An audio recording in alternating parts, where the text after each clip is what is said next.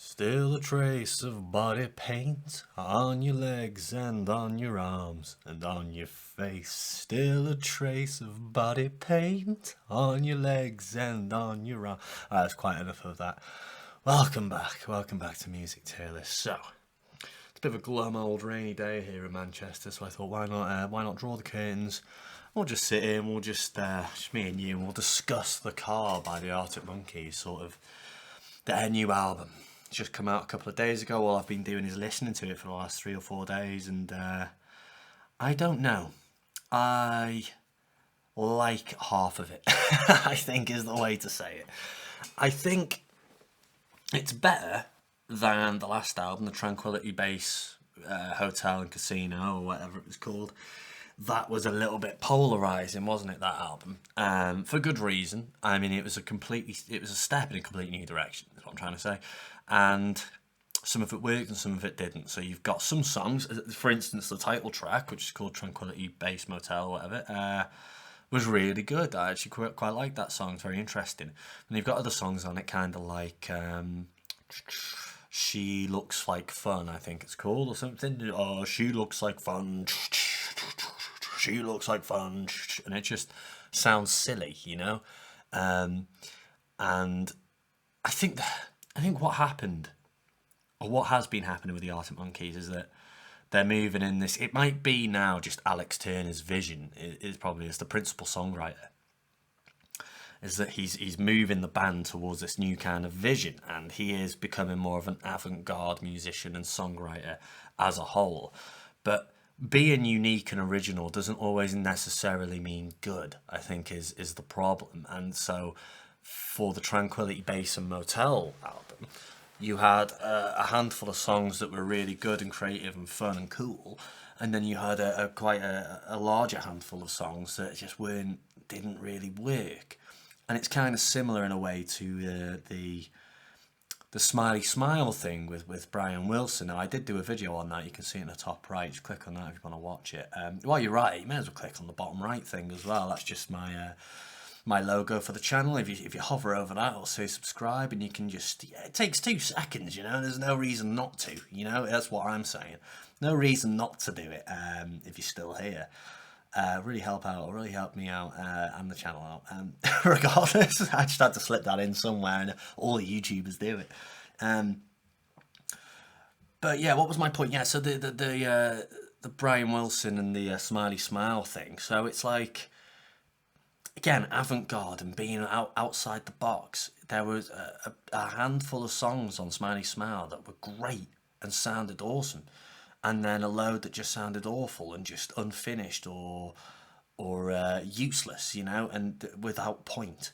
And that kind of happened on the Tranquility Base Motel album. Now we're on to the next album, which I think still takes the foundation of what they've done on the last outing, but kind of made it a little bit more cohesive and grounded it a bit more. I mean, they obviously found a foundation and a basis for what they wanted to do here, and they've kind of stuck to it to an extent. So I think overall this album's a little bit better than the last, but it's still, you know, there's still a couple of songs on here that are snoozes or not quite reach their potential. I mean, we'll get into it, I suppose, and we'll start with their Better Be a Mirrorball, which I really like, funnily enough. Oh yeah, I tricked you there. Did you see that? This was never an image. This is my mouse pointer. I thought I'd change up the mouse pointer every video, so we've got a Mojo Jojo today. Because we're doing the Arctic Monkeys, so we'll crack a monkey in there. But also, Cartoon Network has now been cancelled, hasn't it? It might be old hat news that I was like last week or the week before, but a bit of a shame, isn't it, really? Cartoon Network was a great channel when I was growing up. You know, Powerpuff Girls, Dexter, Ed, and Eddie, you know, all sorts of great stuff. But it does open the door now for someone like Netflix or Disney Plus or whoever to buy those programs, and I would pay for a subscription to whatever site buys those, because I could just sit and watch Dexter and Ed, and Eddie all the time. But beyond the point, we're not talking nonsense at the start of videos anymore. We're talking sense. And if we're talking sense, we're going to be talking about Mirrorball being a well good song. It opens the album so well. So you've got the intro is kind of like the good stepping off point from the last album to this, where you still understand that they're going for this lounge sound, this kind of loungy jazz sound, but you can hear that it's more cohesive, more well crafted, I would say. And so it opens up with this kind of like 30-second instrumental that just sounds like really elegant and nice. And then that drops off and you have these kind of thuds with the instruments. It does sound good, so it all tapers away and it's like bow, bow, bow, and it does that like 3 times or twice. And you're going, well, that's very interesting. And when it all comes back in, you've got the nice organ sound. And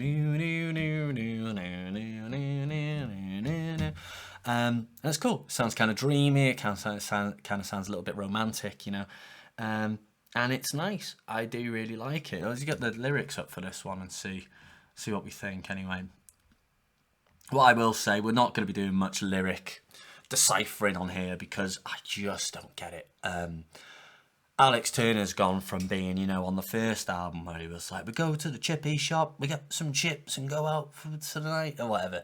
I know that's a really bad example because some of his lyrics are actually fantastic, but it's very on the nose and basic, isn't it? Well, not basic, it's on the nose and grounded, I think is what I'm trying to say, on some of the earlier albums. But he's become more of like a poet now, weirdly. And I'm just not good at deciphering poetry, so we won't have a lot to say about the lyrics on this occasion, I don't think. But oh, look at that! I say, if you wanna walk me to the car. He said it. He said it. I probably sang that entirely wrong, and that's something we will speak about later. I don't care too much for the singing style. Well, I do and I don't. There's reasons for and against it on this album, but I mean we'll get into it as we go along. But I think this song's great, though. I think it's a really good opener, and it introduces the strings straight off the bat, which are going to be present in every song moving forward, and they are probably one of the best parts of the album. The string arrangements that are done on this album. We'll see who it's by, because I know Alex Turner had a hand in it, but for majoritively, excuse me, Bridget Samuels, James Ford, I think he's their long-time producer anyway, but Bridget Samuels as well on the string arrangements, and Alex Turner with a bit of a hand in there. String arrangements on this album are superb. They sound so nice. But yeah, as a good opener, it sort of introduces us to the strings. And it sounds really nice. I just wanted you to listen to this little excerpt that I found. Well, an excerpt from the song that I think is lovely. So this is the part where the strings really come in and elevate it. Have a little quick listen. So do you want to walk me to the car? I'm sure to have a heavy heart. Yeah, it's nice, that, isn't it? It sounds real nice, that. And I didn't think. I mean, I've been listening to Arctic Monkeys for years now, so they were one of the first bands that I really liked when I was about 15, 16. You know, I was in a band at that time, so I was learning all their bass lines, and we were playing them all the time when we were jamming and stuff. So they've always had a little place in my heart here. So I've always followed them. Whenever they bring an album out, I have a little listen, whether I like it or not. It doesn't really matter. I'm still happy to be sort of involved in what they're doing. And I never thought I'd hear something with such emotional levity as what we've just listened to there. That part of that song is so good. And the way the vocals then follow that up in the falsetto with Alex Turner, which he does very well on this album. We were saying a moment ago about the vocals and what I do and don't like. I like that he's doing this falsetto thing, and I think it surprisingly suits him.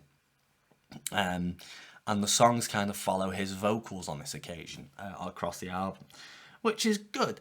But I also don't like the conversational style of the lyrics, and it takes away from any melody that you could insert. And I think the songs that do have vocal melody, you know, out there vocal melody that's easy to follow, are kind of some of the better ones on the album. But yeah, I like this one, and I like there's a video for this one, and it was just a small part of the video that I thought was interesting. I'm just going to bring it up now. And I don't know whether this is right. If there's any sort of film study students watching, just tell me if I've hit this correctly, because I'm not sure whether I have. But it looks to me on this part that they've sped the song up from to mime it, and then slowed that footage down for it to be back in line with the original pace of the song. So then it looks like, although he's singing in time, the actual footage is in slow motion. And I think that's a very, very interesting thing. And if they haven't done that, and I'm just imagining it, then I'm just having a senior moment or something, then that's the way it is. But I think that's what they've done there, and I think that's very, very, very cool. Part of the video.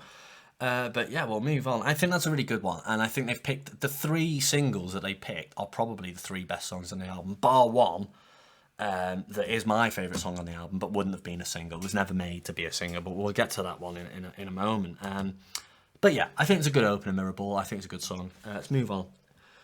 I ain't quite where I think I am. I can't remember what image. It's that one because it's got the funky guitar, hasn't it? I think it's cool, isn't it? It's not slaps, but it's a good song. And it's got moments. This is a stylish song, I think. It's kind of, they've had the kind of slow ballady one to open, and now they're going to go a little bit more upbeat, and I think it works back to back as a good sort of 2 opening songs. I like the bit where they all the vocals come in, and there's like a vibrato strings on it. So like, vibrato is where it's kind of quavering or quivering between 2 notes, 2 or 3 notes. Have a listen.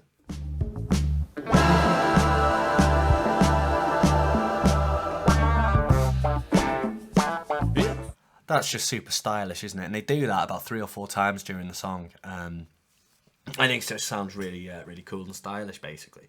Let's get the lyrics up for this one again. We always get the lyrics up, but whether I'll be able to actually make anything of them is yet to be seen. There's one line here that I really like. The formation displays of affection fly over and eyes roll back. It just sounds cool, and there's a good imagery there. It's like I could just imagine these planes flying over and with like pink smoke coming out of the exhaust, shaping out hearts and stuff. I think it just sounds real cool the way the vocals work with it as well. My nose is getting all jammed up, I'm not even ill. I'm not ill in the slightest. As soon as I go to do a video, I'm like, suddenly I've got coronavirus or something. It's ridiculous. But yeah, I like this one. And I think you can see, but by the time you get to the end of the second song, you go, right, this is of the same kind of style as the previous album, but it is better. It's better crafted, and it just feels more intertwined. And it's better, just done better than it was before. So I was quite impressed at this point. I got to the second song and I thought, this is quite impressive. I'm quite happy with this so far. But yeah, I mean, that's good. I did consider whether I mean, we'll do it anyway. But this is going to be this week's lyrics spotlight. I don't know whether it deserves it, but in terms of the lyrics across this album, I can't decipher a lot of them, so I don't really know where to put my lyric spotlights this week. But this one will do for now. If we find a better one, we'll replace it, or just do 2. I don't know. But it's a good song. Moving on. What's the next song? We haven't even spoke about the album cover yet. We'll just go back and quickly cover that. Here you go. That would be a better album cover with Mojo Jojo in the centre.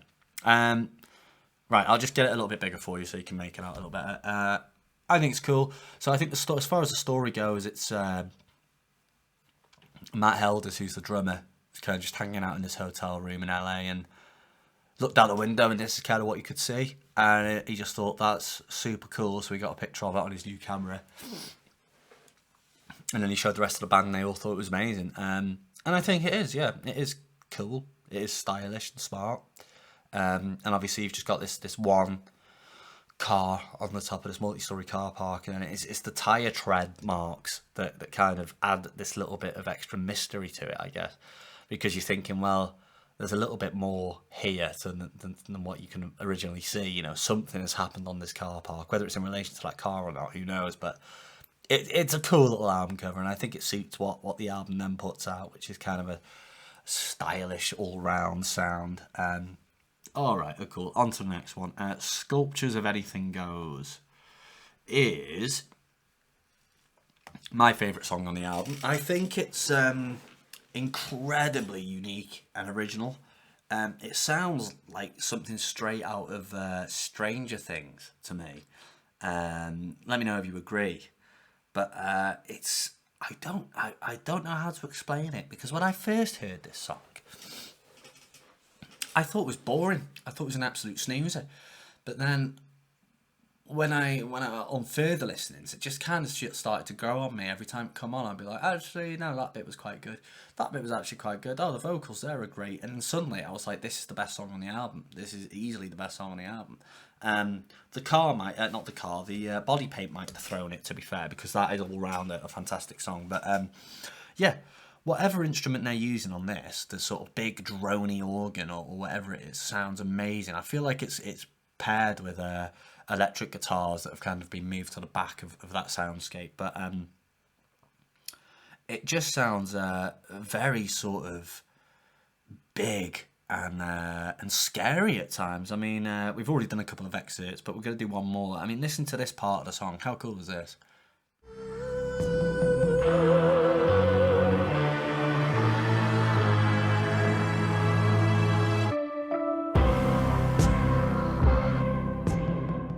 Isn't that just fantastic? It just sounds so scary and like in your face, and they're big and bold, you know.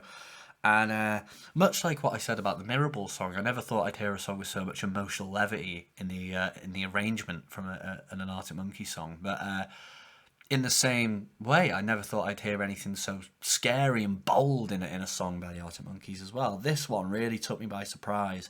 Not instantly, because the first time I heard it, I thought it was boring. But the more I've listened to it, the more I've gone, you know what, this is really good. And what I did note as well is Alex Turner's falsetto is suddenly the way this album's being done now.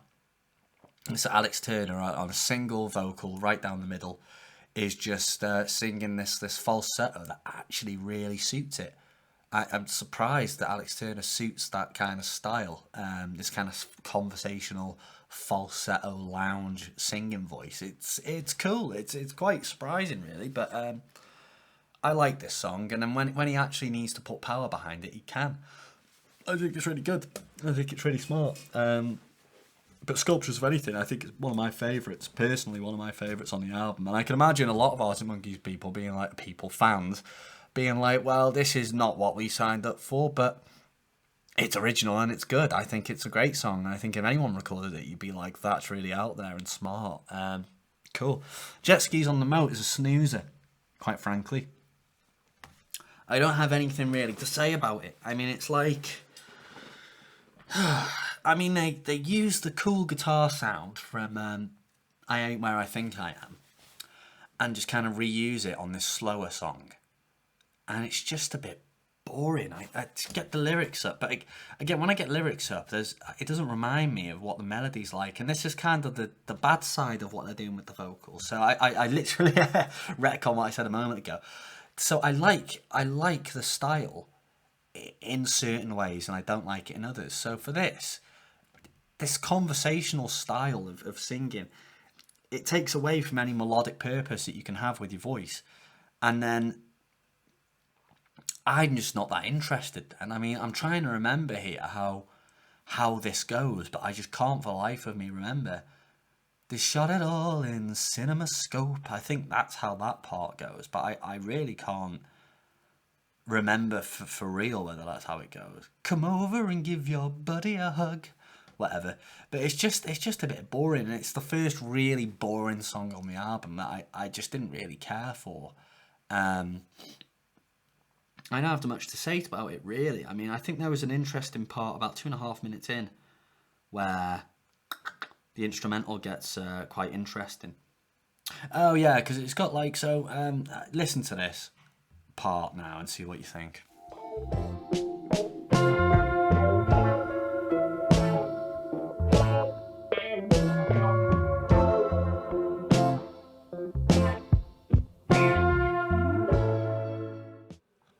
See, so like, yeah, it sounds interesting, but it doesn't save it from being a boring song, does it, really? Which it is. It is just a boring song, and I don't have a lot to say about it. And there's going to be about 3 or 4 of these on here, which I don't like to do. Even if I don't like a song, I'll still try and make enough content to say about it and actually discuss it at some sort of length.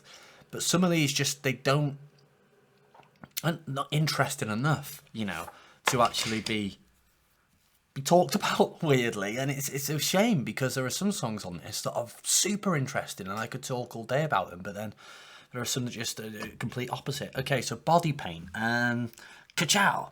That's probably the best song on the album. I was going to say objectively, but you can't say that. It's not objectively the best song, because it's all very subjective. Content, isn't it? Music. I'm just going to have a bit of my coffee, sorry. But it's the most dynamic song on the album, isn't it? Maybe alongside the Statues of Anything Goes. Just the way it works. So you start with the verse, which is kind of it has that nice little riff behind it, which I can't remember for the life of me how that goes. You got to remember, this is fresh in my mind. I've not had years to ruminate over some of these songs, so like I have with the Beach Boys and stuff like that. But as far as I remember, the verse comes in, which is kind of a little bit reserved. It's just a vocal and a little bit of instrumental in the back, and then the second verse has the strings coming on it. I mean, we'll get the lyrics up for Body Paint. God, using this little mouse changer thing really does make things difficult. Oh yeah, for a master of deception and subterfuge. That's nice. That's nice vocal melody, that, isn't it? That actually sounds quite pleasant. You've made yourself quite the bed to lie in. So predictable, I know what you're thinking. And then the next line comes in, which then has the strings overlaid over it, which sounds real nice. I do like it. Oh, look at that down here. This Is Why by Paramore. I like it. I like that song. I think that's real catchy. And I don't know. We might look into possibly doing Paramore's album. It depends how this goes, because if we're gonna do modern stuff, sometimes it would be interesting to do something that I particularly wouldn't even care to listen to usually. So if I jump on a Paramore, maybe even like Taylor Swift's new album, for instance. I don't really care for Taylor Swift that much.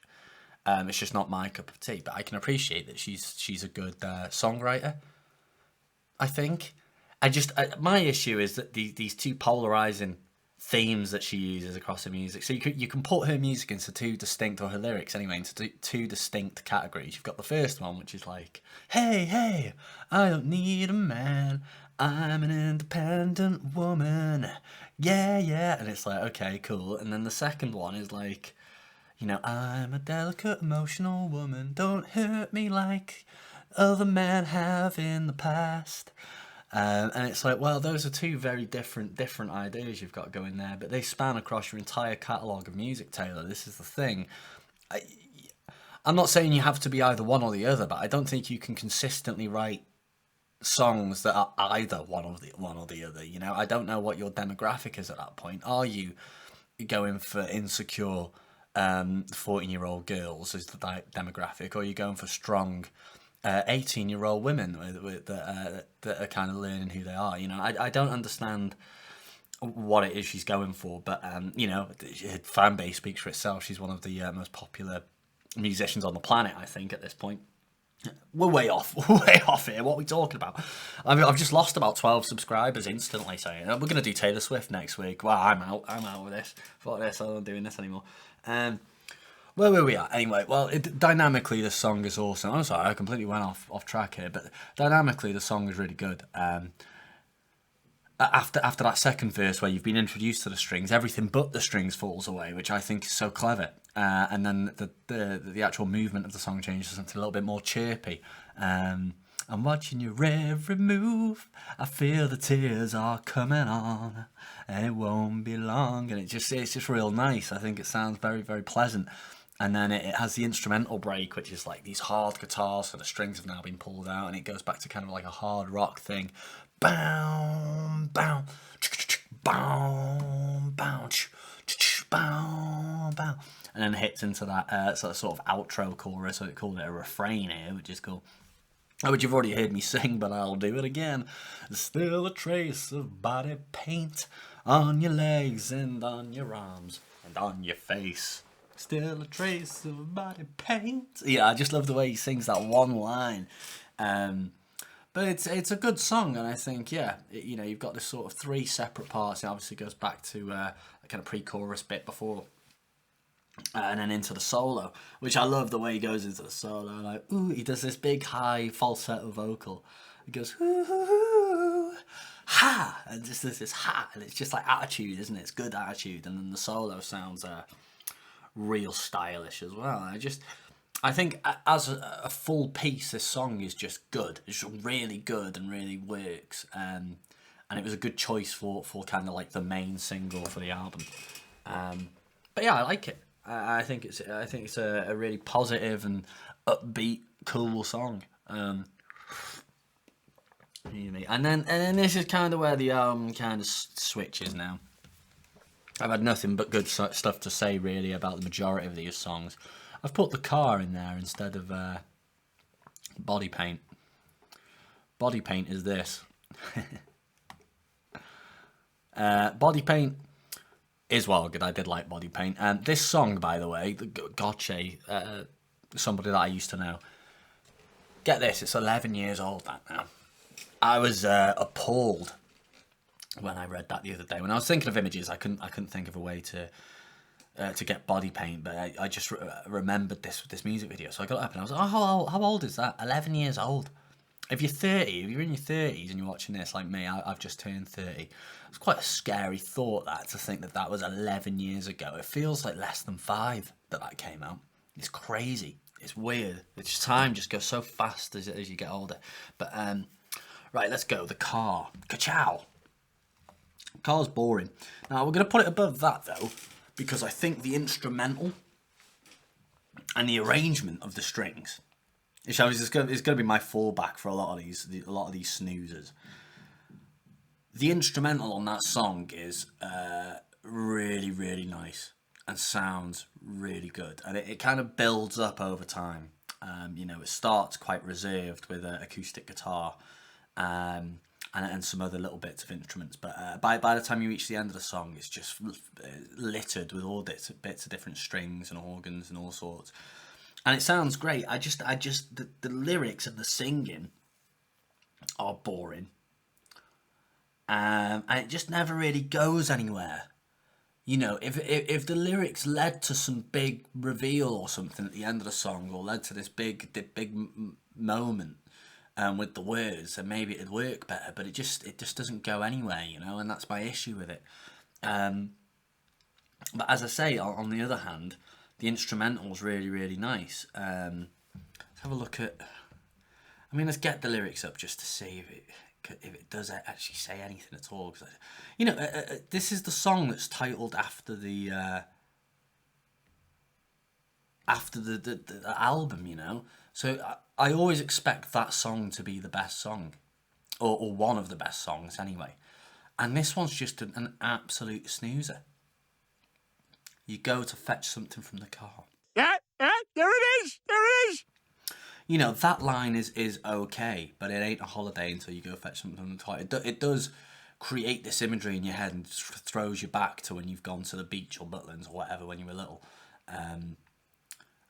But it just boring. The entire song is boring, and that's all I have to say really. I just wish if it was an instrumental on its own called The Car and it was the last song on the album, maybe that'd be a banger. But the lyrics just aren't good, and the singing's not good. That's what I mean about the conversational style with the lyrics, you know. It just doesn't grab me enough, and maybe that's just subjective. Maybe you actually really like The Car. But tell me what you think. Am I completely wrong about it in the comments? But yeah, just some of these are going to be like this now. It's going to be a quick video now. Big ideas. Snooze it. I think it's... No, I don't know. I think it's better. I think it's worse, actually, than the jet skis on the Moat. Big ideas just didn't grab me. Liz Truss had some big ideas. So big ideas to turn the economy around and save Great Britain, but hasn't worked out. 44 days or 45 days in office is pretty embarrassing. I mean, I'm not going to go too far into it. I'm not very politically inclined anyway, and this is not what I want to put in my videos, but it's quite embarrassing, isn't it, really? 44 days in office, and then just can't hack the pressure. You know, a lot of the things she wanted to do just kind of got turned on their head and completely replanned.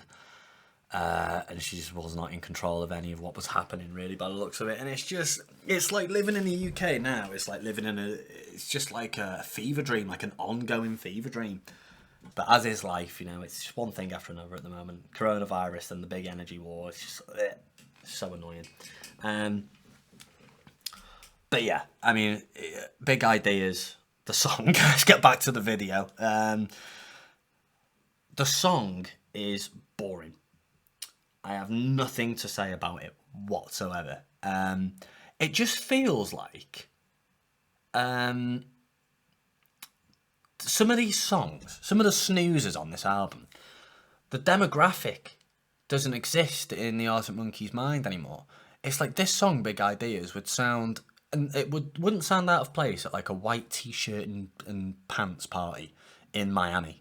You know, poolside. Yeah, but that's not the demographic that has been listening to Arctic Monkeys for years, you know?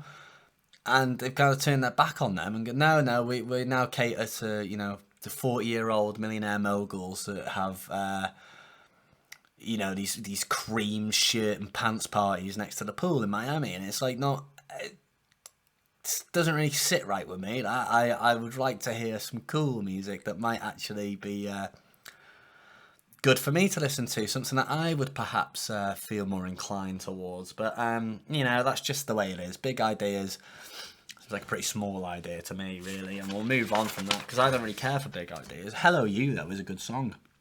Remember this programme? You. God, that was hot trash, that, but it was addictive trash. Anyway, I didn't watch season 3. But season 1 and 2 were actually quite fun to watch. But I understood that it was trash. It was just kind of like addictive trash, you know.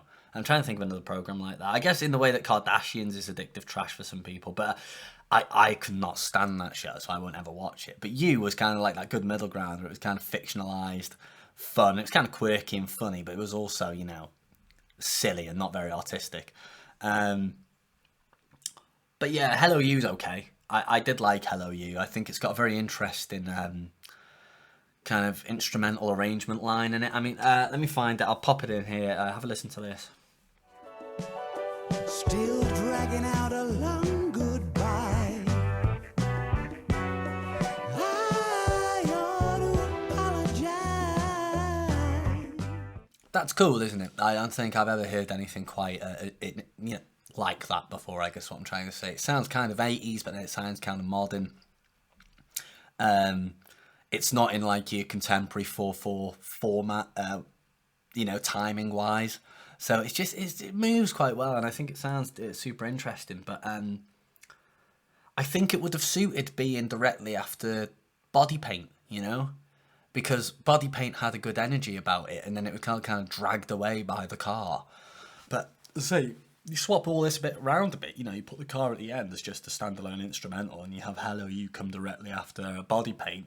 Maybe it keeps that energy moving. But for me, the album just dropped off. As soon as the car comes in, everything kind of drops off, and Hello You is worse for it because you've had 2 absolute boring snoozers just before it. And we're going to be smashing through this because Mr. Schwartz is a snoozer. I have nothing to say about it. Again, it's a cream shirt and pants party song. It's boring, and it's background. I don't think it has anything useful to say, really. I literally can't. I'm gonna step away for 2 seconds just to listen to the song and try and remember what it was like. I'll be back in a second. 2 very boring minutes later. Yeah, I can't. I have nothing to say about it. It's just boring, and it just kind of like plods along, and then it's done, and then it's like forgettable. That's what these songs are for me. They're just forgettable, and it's a shame, really, because some of the songs are absolutely fantastic at the start of the album, but then it just all drops off a little bit, and I just don't understand why. And if anything, I'm going to put Mr. Schwartz in trash. I don't know. Should I even put Big Ideas isn't trash, because it does have interesting moments, but Mr. Schwartz is trash. The picture, sorry, is of Delmore Schwartz, I'm literally just reusing old content. Delmore Schwartz was Lou Reed's mentor, literary mentor or something, but I just couldn't think of another way to show Mr. Schwartz as a song. I don't know what it means, what it's about. I don't know why it exists, because it's just boring. It's just really boring. I'll move on. I know we've absolutely smashed through these last songs, but it's just the way it is. It's just such a strong start on this album, and then it just shamefully kind of falls off. Although, excuse me, Perfect Sense is a nice outro. I think I put it there, and it does make perfect sense to bring Boris back now. I'm not going to go into it, but it's as I say, you know, the fever dream that is politics in the UK. It's if Boris Johnson now comes back and takes control as the leader of the Conservative Party again, I'm going to lose my mind. I don't know what.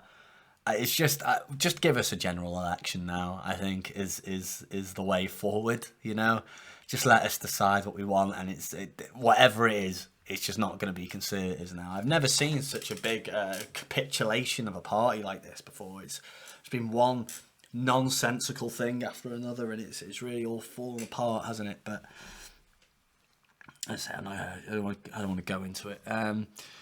Perfect Sense is a good closer. I think it finishes the album on a slightly stronger note than some of the previous songs.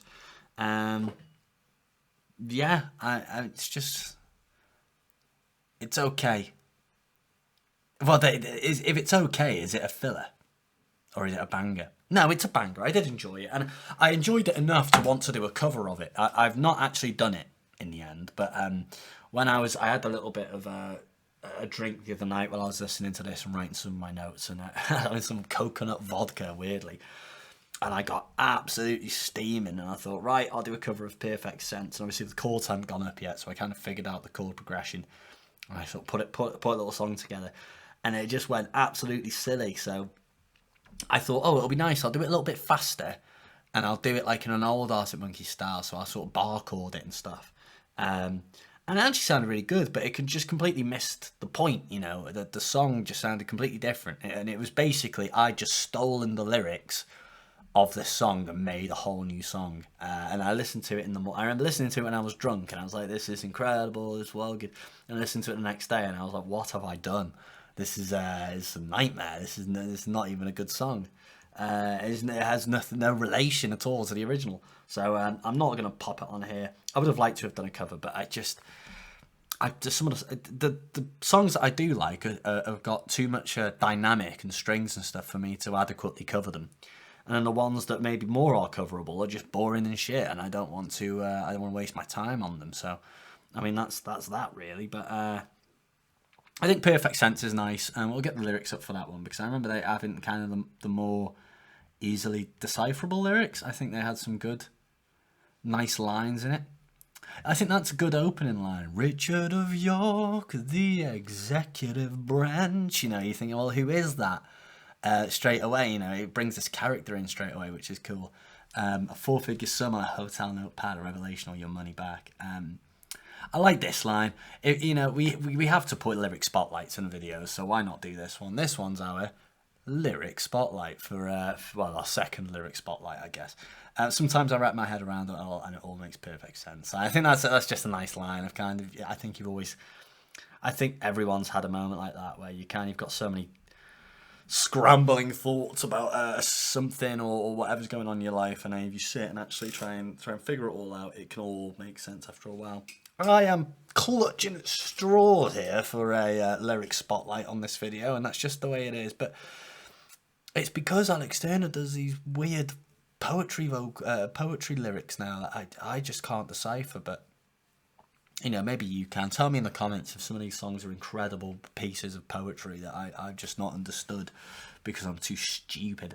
But yeah, I mean that's my tier list for this. It's a little bit different to what we usually do, because I usually have a lot of stuff in slaps and bangers, maybe just one or two fillers. But this, you know, I've just tried to be as on the nose as I can be with this one, and try and just tell you exactly how I feel on my very first listen through some of these songs. Well, I've listened to the album about 8 or 9 times now. But when you kind of let something settle in for a while, you know, I bet I'll like some of these songs more in a month or two. But as for now, this is how it stands. Let's do our final synopsis.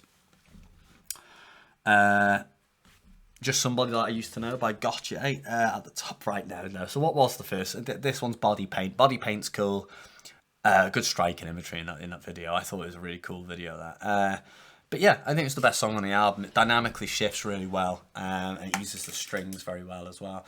The second, this one, the Sculptures one, I think is incredible, and it's actually my favourite song on the album. But I think that this is actually a better song all round. But the Sculptures one is super, super unique and original, and it just sounds so big and brash. You know, it's great. I love this one. And Mirrorball is it's nice. It's a nice lounge-esque, you know, song that with nice lyrics, I think, and vocals. The falsetto is really nice, and the strings are really nice.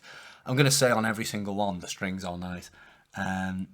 This one I ain't quite where I think I am. Funky, it's cool, and stylish, you know.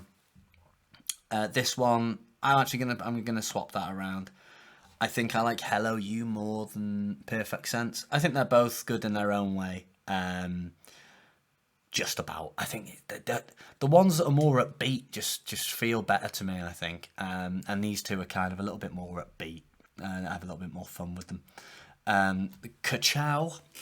What is that? The car, jet skis on the Moat, and Big Ideas are all boring lounge party, white t-shirt and pants, Miami by the pool nonsense. Invoice me for the microphone if you need to. It's not for the regular demographic of people who've grown up with the Arctic Monkeys for years. You know, there's these songs. Yes, these Arctic Monkeys as matured artists. These songs are they just feel self-indulgent and kind of like, I don't know, I feel like I'm getting a glimpse into some inner circles of like socialites and stuff, and it's just not what I'm here for, you know, at all. And then lastly, the Mr. Schwartz, which is the most forgettable song I've heard in months, frankly. It's just boring. But yeah, that's our tier list. And as you well know, we're going to be doing Paramore and Taylor Swift next week. Nah, we won't. I don't know what we'll do. I was really thinking of doing Gorillaz, funnily enough. I listened to a bit of Gorillaz in work the other week, and it just reminded me how sort of timeless they are, especially the first two albums. I mean, I thought out of interest, listened to what their most recent album was like, and it was utter hot trash. I don't know, they've completely fallen off the wagon now, but their first two albums are spectacular, so I might go and listen to the first one and maybe do a tier list on that next.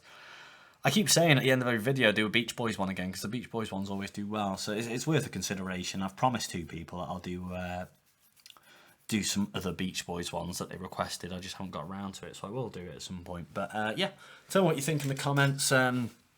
Click this little thing down here and subscribe to me. I don't know whether I'm hovering over it or not. It's good to, it helps out the channel apparently, so it'll be good times for me and for you, because the more subscribers I get, the more videos I'll be more inclined to do. But yeah, that was it. That was the car. I was impressed by the first half, and then the second half kind of tapered off and was a bit boring. I think that's as far as it goes. I think it's still better than the motel base casino thing. But I don't know. It's a mixed bag, because the instrumentals are fantastic on this, but it's just the overall sound of it is just a bit boring. And like the slow songs really are slow, and they kind of just take me out of it. But that's that. Thanks for tuning in. We'll see. We might do another modern one next time, or we'll do something else. I don't know. We'll see you again. Try on out.